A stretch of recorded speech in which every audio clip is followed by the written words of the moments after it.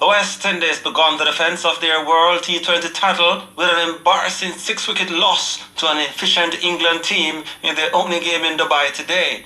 In a repeat of the 2016 final, the Windies batting first were blown away for just 55 runs in 14.2 overs, their third lowest total in T20 cricket and the second lowest score ever at the World Cup.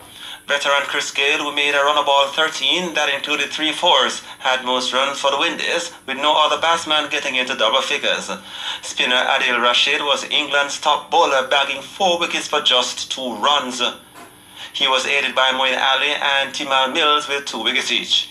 At their turn to bat, Jos Buttler made an unbeaten 24, as England raced to 56 for 4 to win with a massive 70 balls to spare.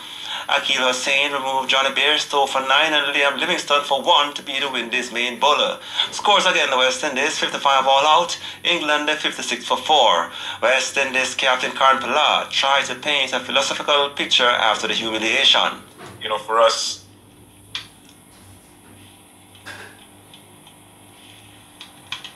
then you might be unearthing some.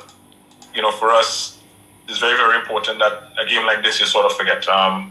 You try to dig too much into it, then you might be unearthing some things that you really don't want to. So for us, it's pretty simple: accept and move on. It's not something that we'll be proud of as a team. The way that we got out. But I'm not going to go into what it is or how it is. Obviously, it was plain to see. Getting bowled out for 50 odd as an international team is unacceptable, and we accept that. So we'll revisit, and hopefully we'll come back stronger.